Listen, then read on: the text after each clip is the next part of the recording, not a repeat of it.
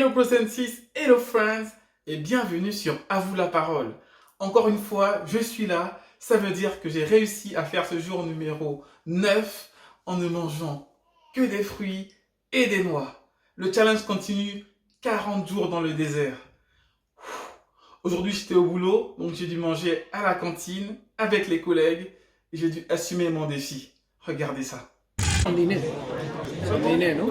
Les 2 jours que tu as tenu, c'était son dîner, sans prendre rien au soir. C'est ça. 2 jours. Je vais boire du lait. Juste boire du lait. Et là, je fais 9 jours avec que des fruits et des noix. Je me surprends en fait. Et je pense que le fait de savoir que je vais montrer ça à du monde, en fait, je me dis, allez, fais le maximum et lâche rien quoi. Ah, c'est dingue. T'as beaucoup d'abonnés, t'as une grosse communauté? Non, pas vraiment. Je dois avoir 1000 personnes en tout, entre Facebook, YouTube et Instagram. C'est pas grand chose. Non, 1000.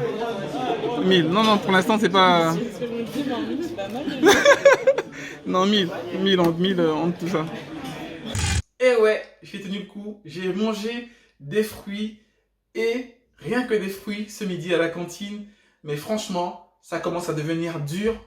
Pas physiquement forcément, mais aussi dans la tête. Psychologiquement, ça devient vraiment dur. Et là, je commence déjà même à réfléchir si je vais pas me faire un break tous les 10 jours, pendant les 40 jours pour reprendre des forces, manger de la bonne viande. Je sais pas. Là, je me tâte, mais je pense que c'est peut-être aussi un piège. Si je casse la chaîne, peut-être que je vais pas réussir à reprendre. Là, je sais pas. Mais comme ça va être mis en différé, je peux même pas avoir vos avis. Donc, voilà, je vais voir ce que je vais faire. Demain, si je suis pas là, ça veut dire que j'ai craqué. Mais franchement, j'ai envie de tenir le maximum de temps possible. Et s'il faut faire une pause tous les 10 jours pour y arriver, c'est peut-être la meilleure idée. Mais bon, là, vous voyez, j'ai les mains en poche, là. Je ne suis plus en mode dégourdi avec les bras. Voilà. Mais voilà, on s'accroche. Je vais essayer de m'accrocher le maximum. Je pense que je vais faire ce choix-là. Pas faire de pause tous les 10 jours. Peut-être une pause après les 20 jours si j'y arrive. Mais bon, voilà. En tout cas, le challenge continue. On est au jour numéro 9. Et j'espère pouvoir au moins atteindre le jour numéro 10. Si je suis pas là demain, c'est que le challenge s'est arrêté. C'est que j'ai craqué, j'ai mangé de la viande. Et puis voilà. Ok? On continue? Voilà, on est un peu moins péchu aujourd'hui, mais bon, c'est vrai que c'était aussi une journée de travail chargée, je suis un peu fatigué, donc on fait avec les moyens de bord, ok? On y va? C'est parti! Dans les moments de doute, garde le sourire. Même si tu n'as pas les mots, garde le sourire. Yahweh là pour te guider, Yahweh là pour t'épauler, Yahweh là pour te sauver, Yahweh. Aujourd'hui, on va parler dans la parole de Dieu d'un sujet qui a tendance à faire sauter mes chères sœurs en Christ au plafond. Femmes, soyez soumises à vos maris. Sujet très touchy, vu notre génération où la femme aujourd'hui a des postes à responsabilité. La femme aujourd'hui, des fois, est plus brillante que son homme dans son travail. La femme aujourd'hui a beaucoup plus d'importance qu'à l'époque. Elle est vraiment mise au premier plan aujourd'hui. Et c'est bien. Je ne suis pas du tout un macho ou quelqu'un qui est contre l'évolution de la femme. C'est très bien de voir des femmes brillantes qui font des grandes choses dans ce monde. Par contre, dans la maison, peu importe son niveau intellectuel, à la maison, par rapport à son mari, qu'il soit plus brillant ou moins brillant qu'elle, c'est très important toujours que la femme soit soumise à son mari. Oh là là, Dari Smile, mais quel vieux jeu ce Dari Smile.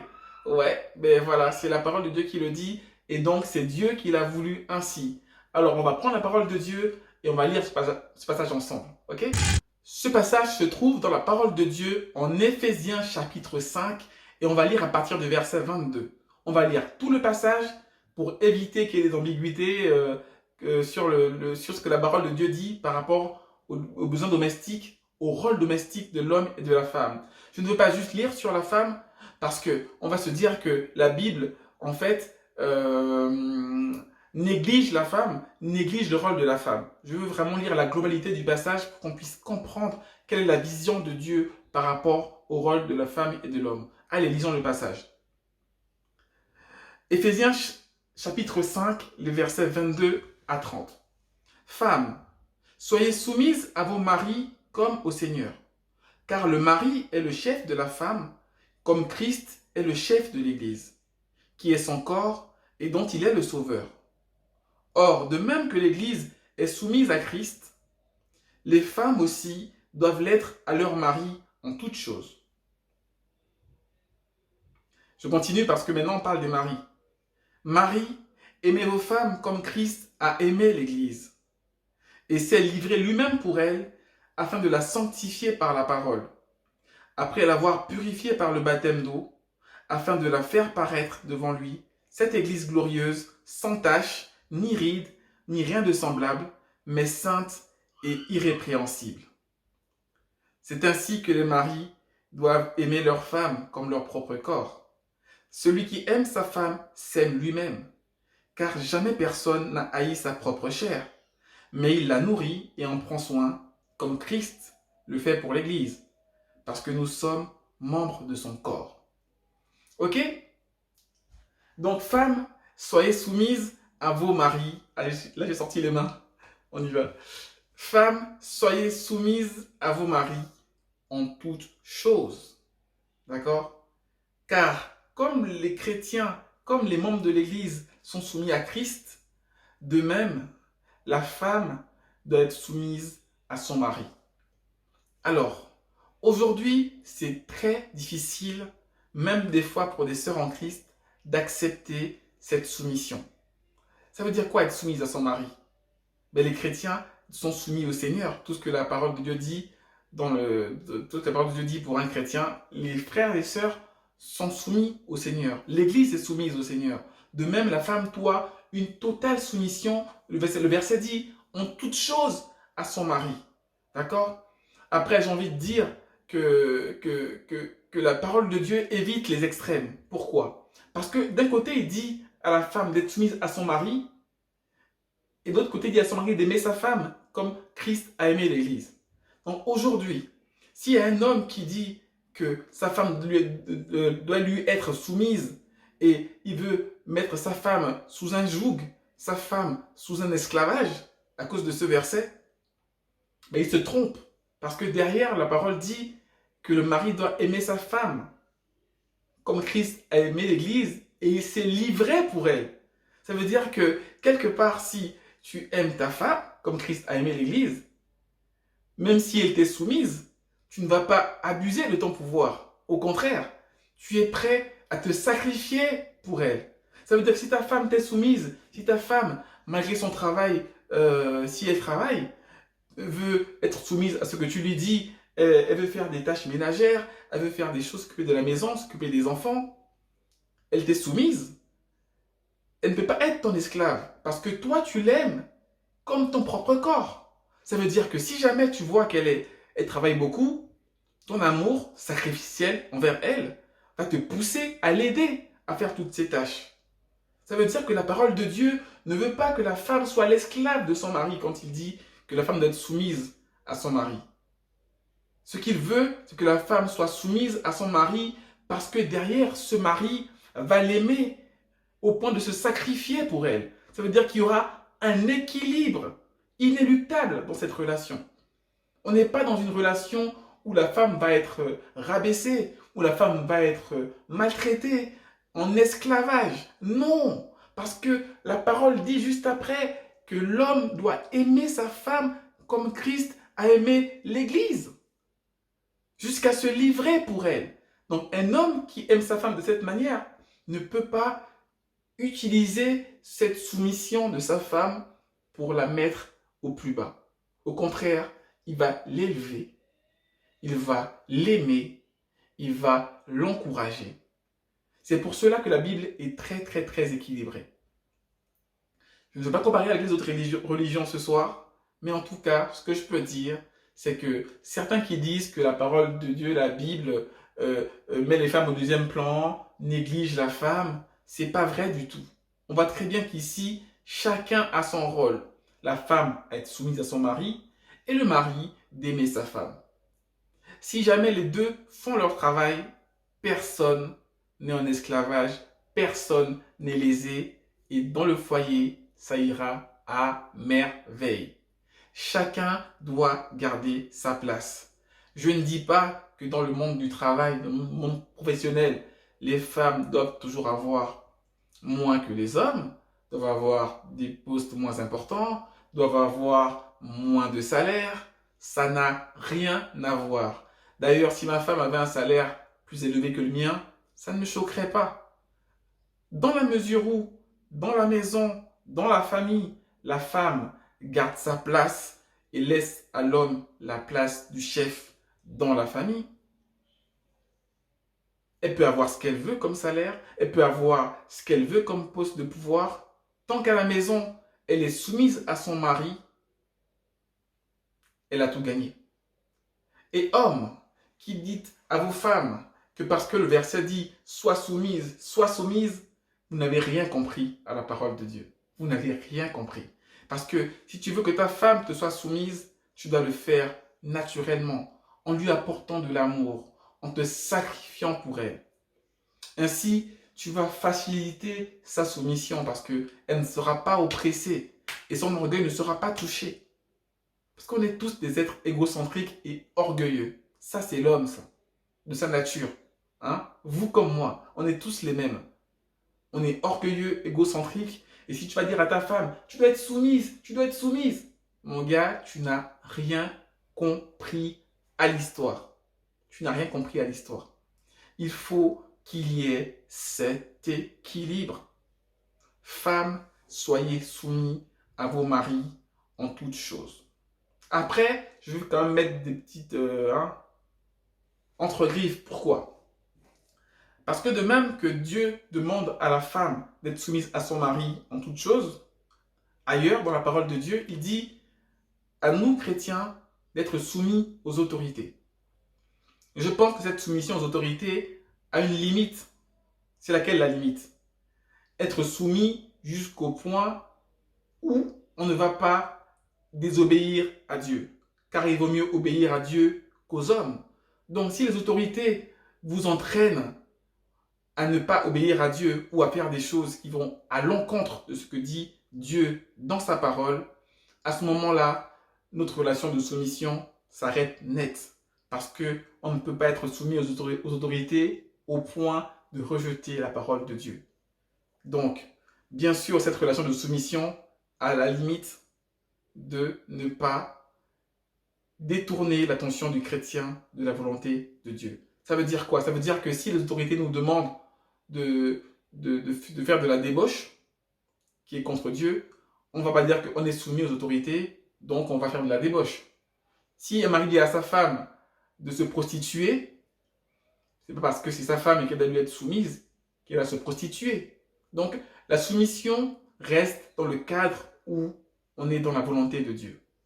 D'accord? Si l'homme dit à sa femme de tuer, de se prostituer, de faire tout ce genre de choses, ben je pense que on doit plutôt obéir à Dieu qu'aux hommes. Dans la mesure où le mari demande toute chose qui ne va pas à l'encontre de la parole de Dieu, même si elle n'est pas d'accord, elle doit être soumise à son mari. Ok? Je pense que là j'ai été clair. Il ne faut pas abuser de la parole de Dieu pour mettre les femmes sous un joug. Et tous les maris qui aiment leur femme comme Christ a aimé l'Église n'auront pas de mal à ce que leur femme leur soit soumise. Ça va être naturel pour votre femme.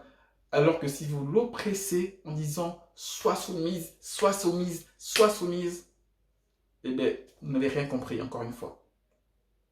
Je pense que j'ai tout dit sur ce passage. Demain, je pense que je veux un peu développer la mission de l'homme. Comment l'homme doit aimer sa femme. Je ne pense pas que ce soit le plus dur pour la femme d'être soumise que pour l'homme de pouvoir aimer sa femme. Je ne pense pas que le plus dur, c'est vraiment d'être soumise. Parce que la mission qu'on donne à l'homme, elle est très difficile. Il faut aimer sa femme comme Christ a aimé l'Église, jusqu'à se sacrifier pour elle. Cet amour sacrificiel que Dieu demande à l'homme, c'est pas très facile aussi à exécuter. Et donc demain, on va approfondir le rôle de l'homme. Mais aujourd'hui, pour la femme, je vous demande, mes sœurs, je vous demande, mes chers amis, soyez soumises à vos maris. C'est ainsi que vos couples vont durer. C'est ainsi que vos mariages vont prospérer. Si vous êtes dans la rébellion, si vous êtes toujours dans les disputes, dans l'orgueil, dans l'affront, vos mariages ne vont pas tenir du tout, ça va. En un claquement de doigts, ça sera terminé, ça sera le divorce. Mais si vous restez à votre place, celle que Dieu vous a donnée, à savoir d'être soumise à vos maris, vos mariages vont durer jusqu'à l'éternité. Et les maris, on se voit demain pour la suite de notre challenge 40 jours dans le désert, parce que demain on parlera de maris, aimez vos femmes. Aujourd'hui c'était femmes, soyez soumises à vos maris.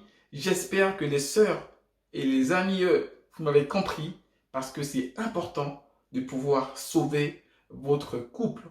Le diable est contre les unions, qu'elles soient chrétiennes ou non chrétiennes. Le diable, il est contre les liens de mariage. C'est pour ça qu'il y a des tumultes dans les couples, parce que c'est quelque chose que l'ennemi n'aime pas. Donc, on doit se faire de notre mieux pour pouvoir encourager les couples à trouver le bon équilibre.